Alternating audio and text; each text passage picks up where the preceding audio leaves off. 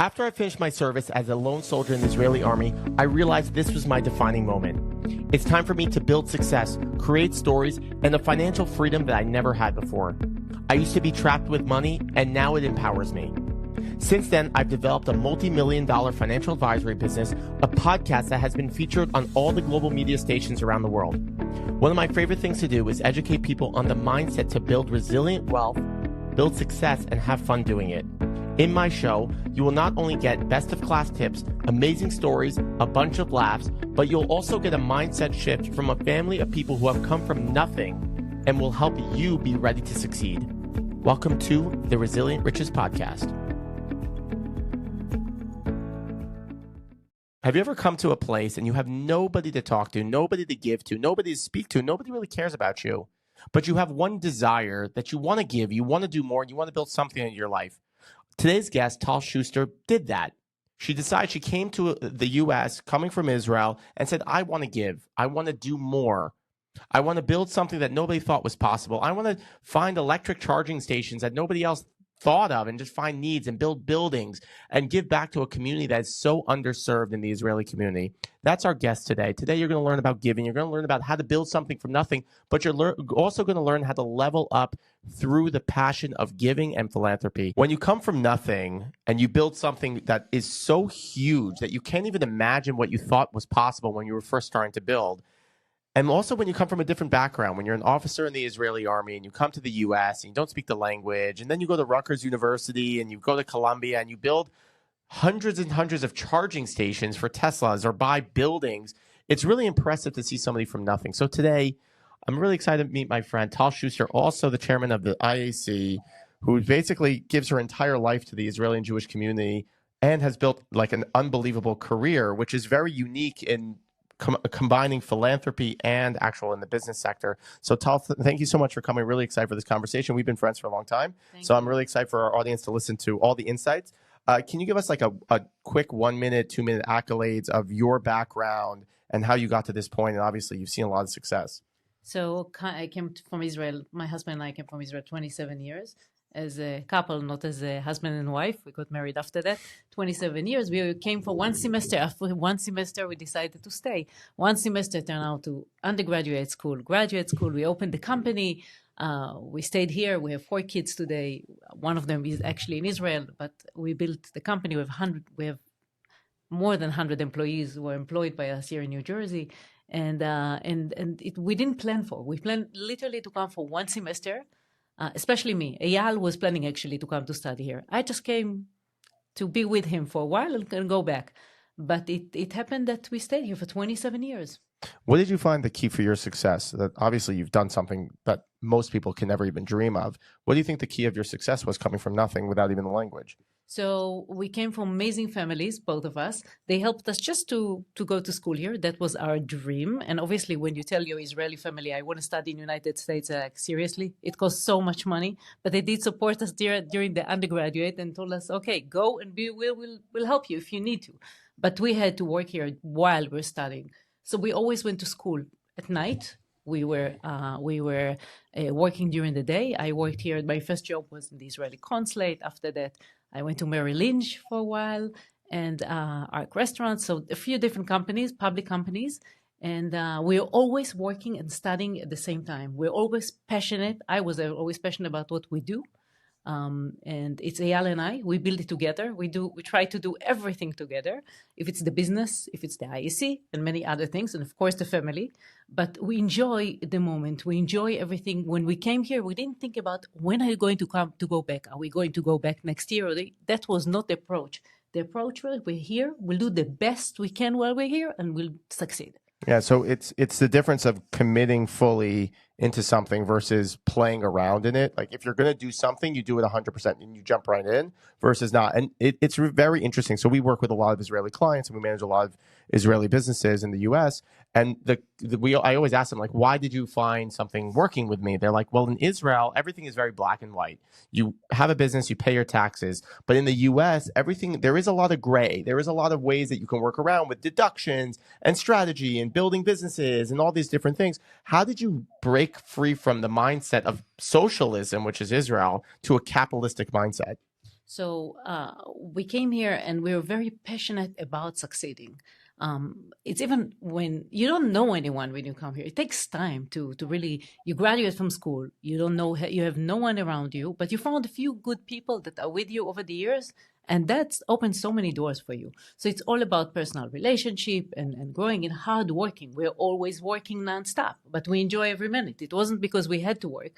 Yes, we had to work, but it was building the company, building the business, being part of what we do today, also the non-for-profit, but always working and developing and investing our time. And it's not just coming like that. You have to dedicate everything you have for that. So it's even, I think that when we graduate from Rutgers, by the way, we were looking for a place for internship. We couldn't find a place. Nobody would hire. We didn't know anyone. So my husband actually went to the Merrill Lynch department, to the private equity, and told them that he's coming to open an account. And they're like, sure, go to the 40th floor to open the account. And once he got there, he's like, I don't want to open an account. Just want to do my internship here. That was the only way to get in it. And he got the internship, right? And I was next one to join him over there.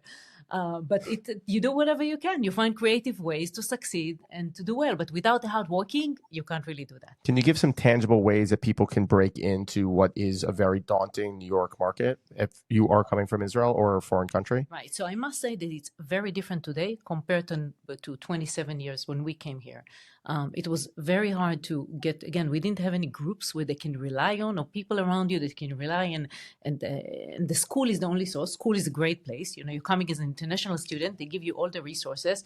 Not sure how is it today, but back then it was very helpful. I got my first internship also through the school. You get Palestinian flags at some schools now. We did. Actually, when I went to Rutgers, we had the first protest over there. And oh, really? Like two people were standing with a free Palestine. And Yair and I were looking at them like, what the hell do you want from us? So that was 27 years ago. Oh, really? But that was the beginning. We should have all paid attention back then. Yeah.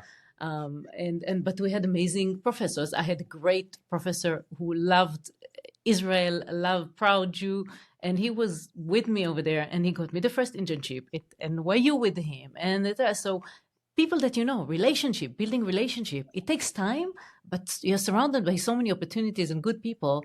And in Israel, yes, you have your family, friends of the family. You don't have it when you come to the US. So you start building it, and you go to different groups. I think we even went to BNI. That was the first group that we attended, and that's how we found our business. And we're able to develop the business from the beginning. But again, you learn about it. So I think the first key is to find networking groups that you're able to actually go out and network and meet people.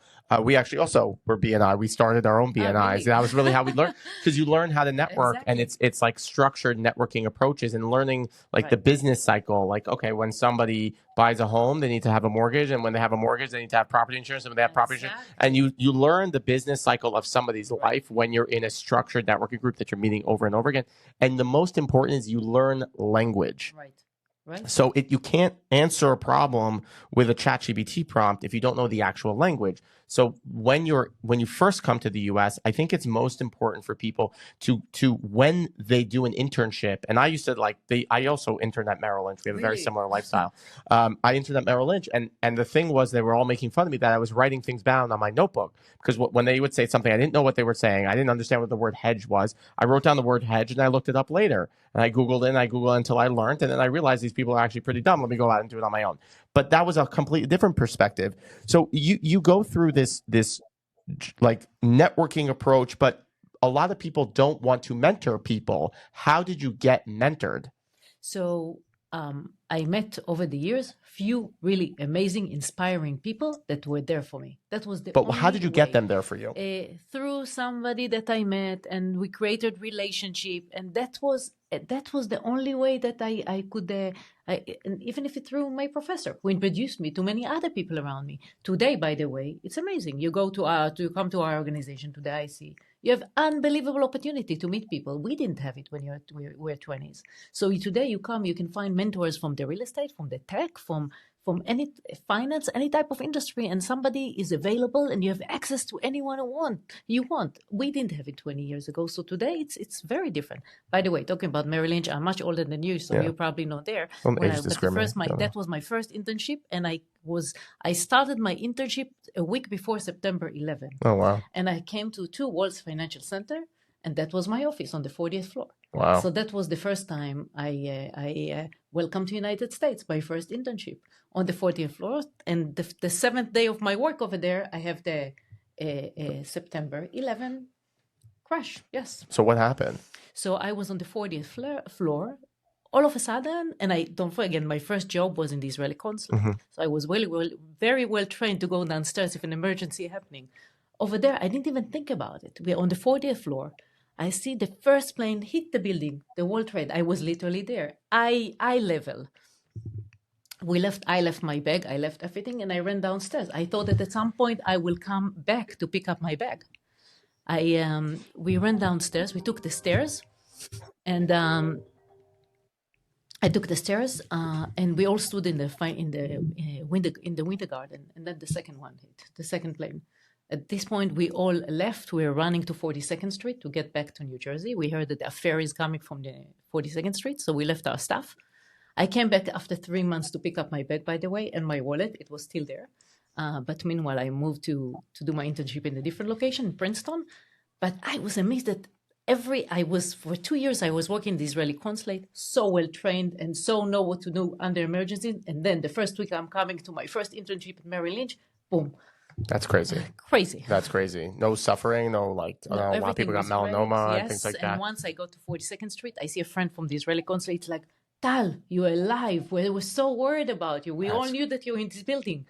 That's crazy. Crazy. So, okay, so you're building up and how did you get into the philanthropy? Like, why did you feel, because there's a lot of time that people feel like, oh, well, I'm building my career. It's so expensive to live here. I'm building my company. I can't mark time off, or I have family, I have kids, all that stuff. I can't mark time off to go into philanthropy. I think that it changes your life once you're in philanthropy. It gives you so much back. And we both feel it, Eyal and I. So it's one thing to be focused on your work and the kids, and they're growing up. At some point, you need to give back. And you feel that by giving back, you get so much more for yourself and for the family. By the way, my family, they're all involved in what we do. And we are a major part of the IC, but we are major parts of many other organizations, mm-hmm. Jewish organization and not Jewish and not Israeli organization, many local New Jersey organizations. But it gives you so much, and not just to you, just for the family as well. And I feel that my kids grew up in the past 10 years knowing that they are part of what we do, and they're very proud of it, even if they complain they don't want to hear about the IC anymore. But they're always there. So it's the IC, it's the many other organizations, again, that we are involved. But you find the time at some point, and especially today, after October 7th, for sure, but we do it for many years before October 7th, you realize that you have to do for others, and it gives you so much more. I feel proud that I'm grateful that I have the time to dedicate, the money that I can dedicate to different organizations. It gives me tons of happiness. Yeah, I'm sure. I mean, that's a real part of it. It's also the concept of to build networks and to build mentors is really, instead of saying like, what can you give me? It's what can I give you? And if you live in a mindset of giving, typically it returns tenfold. That's the whole concept of Judaism and tzedakah, for example, is that it is the only law, it's the only requirement. My dad's more religious than I am, but that if you gave $1, God is basically required to give you back 10. 100%. So the more you do that, it's also your time. So the more that you give of your time, the more that you're actually able to get back in time. Right. And it opens up and frees you up and teaches you how to scale and do all this other stuff. By the way, we just opened, if you're more religious, by the way, yes, we just opened 6 months ago. We built our first synagogue in Jersey City. Yeah. We are super proud. That's it's amazing, the best right? thing that we've done in our life. The best. Don't ask me about the buildings or the charges. The synagogue. The synagogue. The Torah dedication I did was the most amazing thing I did in my life. I tell people all the time. My son's actually very funny. They're on a bus. He's 4. They're on a bus, and one of them goes like, "Well, my daddy does this." He goes, "Well, my daddy did a Torah dedication." Like that's what he's saying. Like in Fry. Like he's like, "Dad, can we do more Torah dedications?" I was like, "Let's hold off on the Torah dedications. Not enough Torah dedications." So you get into philanthropy, great. What would be something that you would want to do further than that. Like, okay, so now you've clearly taken on a big helm in helping the Israelis and helping the community build, and you're helping your local municipalities. You clearly have built success. You've clearly built wealth. What keeps you motivated to continue going? So I want to go back for a second. How do you become a philanthropist? When I came here, I have the honor, and I was super grateful to meet two special people. One of them is my husband's relative. She passed away when she was 103 years old, but she was a Holocaust survivor, and she came to New York after the Holocaust with nothing, worked super hard, and when she was 90, she found out that she can get a lot of money back from Germany. Yeah. But she was always generous before the money and after she gave.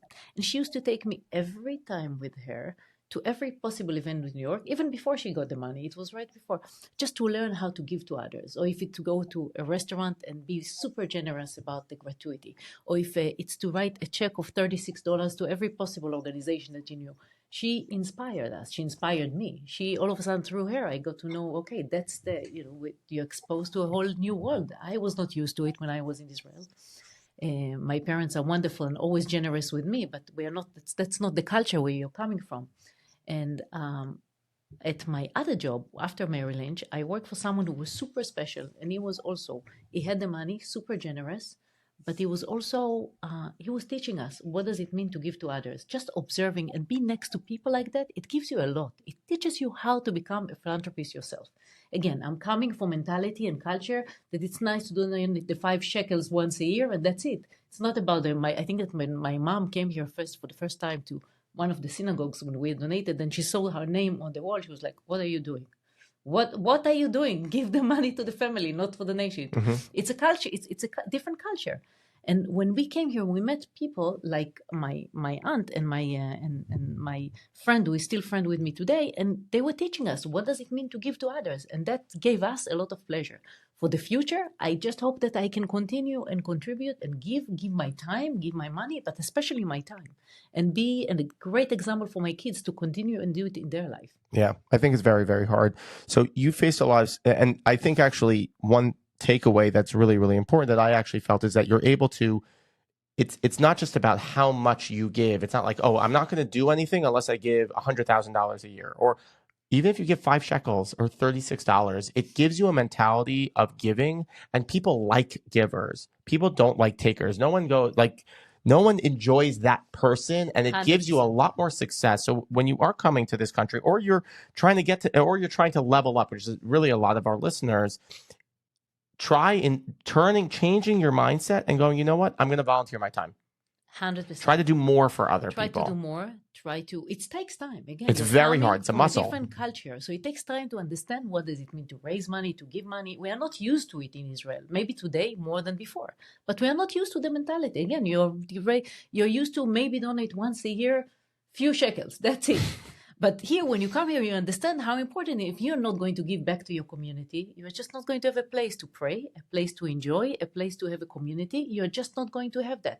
But it takes time. By the way, part of what we do at the IEC is accelerating it, understanding people that without giving back to the community, without calling yourself a friar sometimes, it's okay to be a friar. A friar is a sucker. Exactly. It's okay. It's fine. It's about giving to others. That's part of the process that we as Israeli American are going through. I asked the head of a huge, like the biggest food bank in Israel. I said, you put out a big sign that says, anybody who needs food, come and get.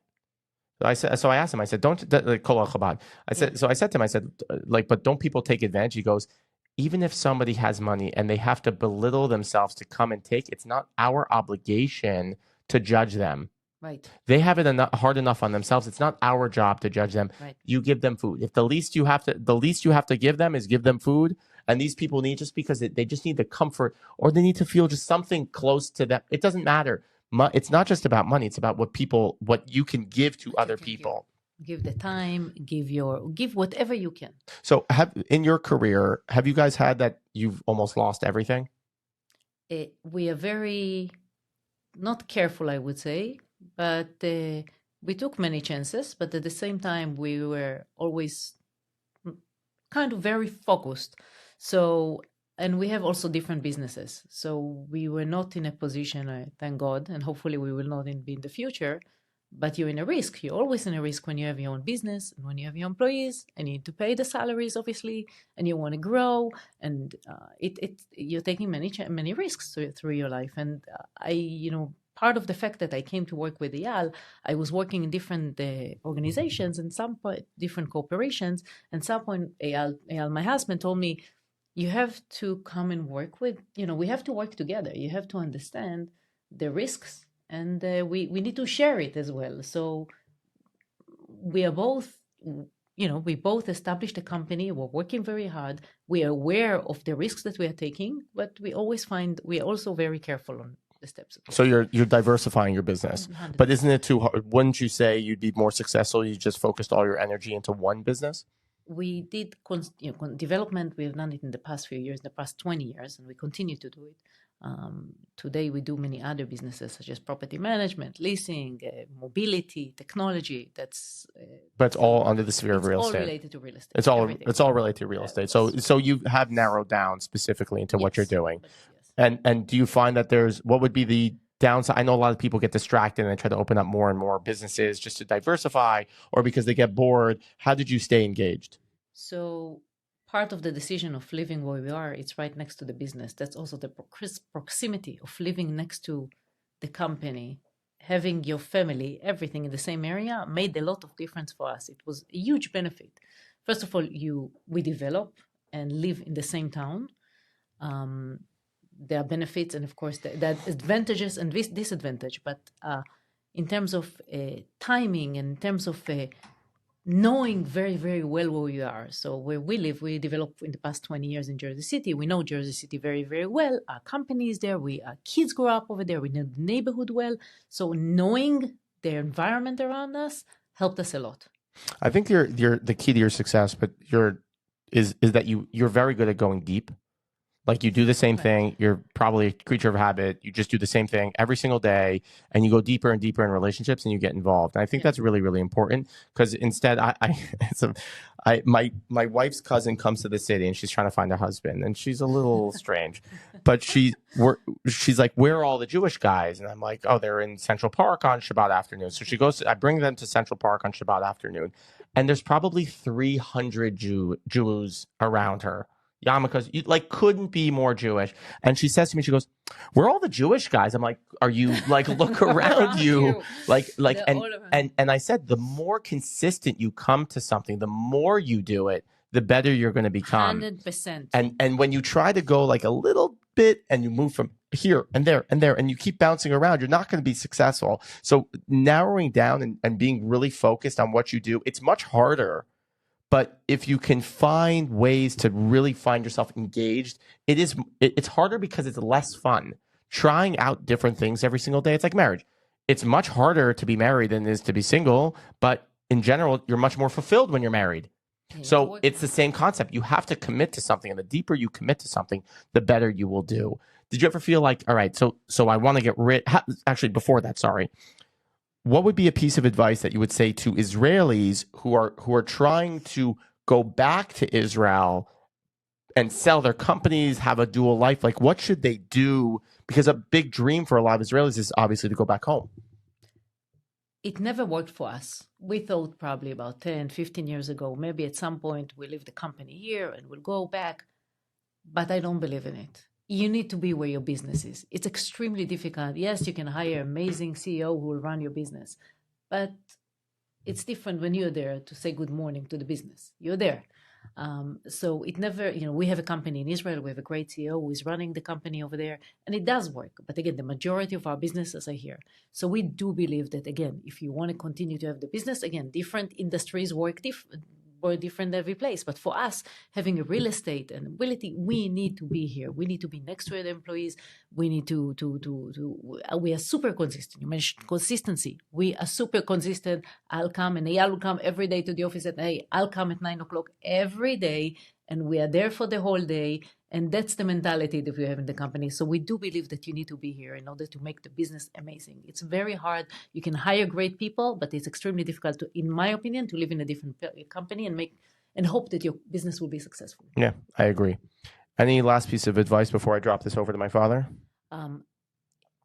I'm a huge believer of relationship. That's what helped me when I came here. I met amazing people, and I was very lucky to be surrounded by people who gave me so much energy and opened so many doors. But again, you need to work hard for that. It's not just somebody will open the door for you. You need to be there to create a relationship. So also for the Israeli American community, don't just focus on your community, develop relationship. That's how it works. Today, where I live, I have relationship not just with the Jewish or the Israeli, the local community. I have friendship for years. That's what make it special. That's what open doors for you. So invest in relationship and genuine relationship. Gotcha. Thank you. It's very nice to meet you, Tal. I hear so many things that I agree with and that I do myself. I mean, we are immigrants ourselves, not from Israel, but we came from Canada. So that's not quite, we had the language when we came. It wasn't so difficult. But again, it's, I had an Israeli client he's in California. He came from Israel. He's been here about 6-7 years. He's actually also a property manager. And we're also talking about the differences between the United States and Israel. And he's saying, here, what you have to do is show up. You just have to show up. And if you show up consistently, you're going to be successful here. So I think, even between the difference, what I found between Canada and the United States, here there's opportunity here. And I think that seems like what you found. But again, it goes back to a couple of areas, like I think of what your keys are to success. And we could talk a little bit more about that. I would like to invite you to my BNI. You mentioned BNI. I'd like to invite you to my BNI, and we could see about that. But some of the keys to success that you have is the work hard, but the giving part of it. And obviously we believe in God, and that God is going to keep you around because He wants you to give more. So if you want to give more, then He's going to give you more to give. So, every morning I keep some singles. I don't give a lot in the morning at synagogue. There's people that come. I give them $1. There could be 10 people there. I'm giving them $1 each, every day, no matter who. I don't want somebody to leave without me giving them a single. But I think it's also interesting that you work closely with your husband, because it can be, when you're working so hard, it can be a little lonely. So Yair and I work together so we can share that experience, which I think is super insightful also of your husband to bring you in. It's true. We have a very good balance in life. When we come to the office, he is usually the visionary. When we come to the non-for-profit, I'm the visionary. And we all will balance each other. But that's super important. It's probably the same in your marriage too, I'd imagine. It's never boring. We always have something to talk about, or if it's work, or if it's the non-for-profit that we work on, or anything that we do. The kids, of course, the family, but they're part of it. They have no choice. So we always find a balance between that. So one thing that Yair didn't mention, and I was just curious myself, is the charging stations that you mentioned. That was the business that you built. Can you just talk a little bit about what that is? And I mean, I have my Tesla, and I drove up to Canada a couple times, so I do have a couple suggestions, how it could make it easier. Were you stuck in the middle, or did you find enough places to charge? I tell you the truth, I think that's one of the successes of Tesla or of the electric car is that the charging stations work. You could arrive at a charging station at 3 a.m, and you're down to your last couple of half an hour left or whatever. And, like a lot of times you'll come somewhere and it's abandoned or it doesn't work. But every time I would go somewhere, it was on the map, it would be working. Nice. So every business we open it with a lot of passion and because of a need that we had. Even, we started to build we found Jersey City. We fell in love with the potential that the city has to offer. And we started to develop high-rise. And in addition to the high-rise, we felt that without the community, the high-rise, it's one thing to have the spaces, but what about the experience? And we started to build the community over there. We were for a while, we were living actually in one of our buildings, and that's what's a great opportunity for us to learn what's the needs of our residents and how the next building will need to look like. The kids grew up, we felt that we need more space and people need more space around us. We decided to build buildings that are going to have big apartment, big kitchen, big rooms that families can afford and stay in the area. And that's what we did. By the way, this building was dedicated to families, but we found that many people that were retiring, empty nester, actually want to come to Jersey City and enjoy a nice kitchen where they can host their grandchildren and host the kids and still live in a proximity in a place which is next to the city with prices that make sense. So every time we build businesses from needs. Same with the charging station. There's no parking in Jersey City. We said, what are we going to do for our resident? How do we resolve it? And we decided to build charging station next to every building. We approached the city, and we're able to create a partnership with the city where you get from the space from the municipality, and we're investing in the charging station, and we let our resident park over there. And it's a great advantage. Today, any place that you go to, any of our building, you will always have charging station. Again, the company today has many other charging stations everywhere in the United States. We mostly work with municipalities. And again, you need to think about the location. It has to be a very good location. So the stations will not just stand empty over there. Nobody will charge the cars. So it needs to be also a location that you as a customer enjoy coming and charging out over there. Otherwise, you're stuck in nowhere on the highway and you need to charge a car. And what are you going to do for the next half hour at least? So it's always important to build it in the right location for the right needs for our for our people. And it all started from our resident. That's how the company started. By the way, the next green spot was open in Israel. It's all started with a need. My husband, his father, who came from the mobility industry, need a place to spend his time. So he said, okay, let's open Green Spot Israel. And that was the beginning of the company. Today, he's still working over there. He's there 2 hours a day just to come to spend some time with the employee, but we have a whole team over there. But it all starts with a need. So today, we are building charging station in 22 states along the East Coast, mostly with municipalities. And in Israel, we have mostly in the north and the south of Israel. No, I would say that's one thing that we noticed, and I'll wrap it up. I know Yair wants me to stop already. But one thing that we noticed, like most of this charging stations, as we went up to Canada, we would drive around up there, like they're next to a big mall.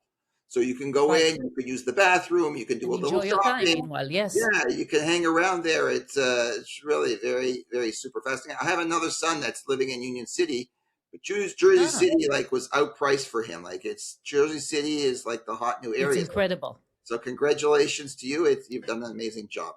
Great. Union City is a great place as well. It's growing. Everything so next time you need to come and visit us in Jersey City. Have a Jewish community. There's a Chabad nearby. We are in the process. We are almost there.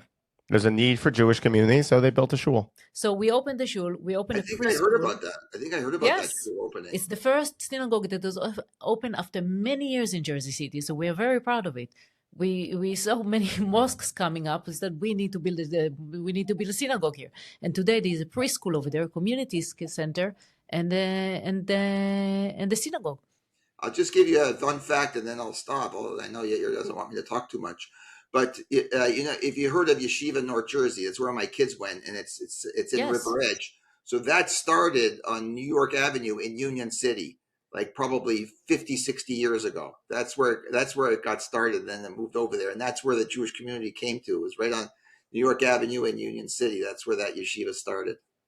Yes, Union City. There are many yeshivas over there. Right. Also today. That was a fact, not so fun. If you liked it, we liked it. So Tal, can you give us your shameful plug? Tell us a little bit how people can get connected with you, how people can get involved, and how people can build success coming into the US and meeting Israelis and being involved in that entire community. So the good and the bad, I'm always available. That's the problem. I'm always available to anyone. And it doesn't matter if you are just beginning your business, if you are in any point of your life, if you're 20 years old, 50, 70, 80, anyone who wants to approach, and people approach me. They know that I'm available. I'm always happy to help if I can. I'm always happy to connect them. I think that the IC is amazing platform to get to know people, especially if you're 20 years old, come and connect to other entrepreneurs, other people in tech, in real estate, in finance, anything.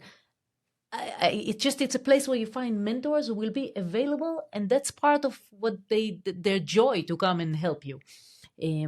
Especially for me, I love I'm always there for any Israeli American who is starting his way here in the United States and need an advice, need a place, I would always love to connect. Yeah, it's amazing. And also, there's so much for you and there's so much more you can do. And there's an amazing platform with the Israeli American Council that's really designed to be the platform and hub for Israelis who are coming into the U.S. or Israelis that are in the U.S. to find and connect and further your life, further your career, further your family life. I know people are getting married, people are doing everything. So it's really amazing what you've done. And we really appreciate everything you're doing. So thank you for coming and thank you for all the amazing work you do for the Jewish community. Now I feel very comfortable. I can continue the conversation. Now the conversation can go for hours. Continue. When people say like, "Oh, how come you don't do like Joe Rogan episodes?" I go, "Because I'm not Joe Rogan."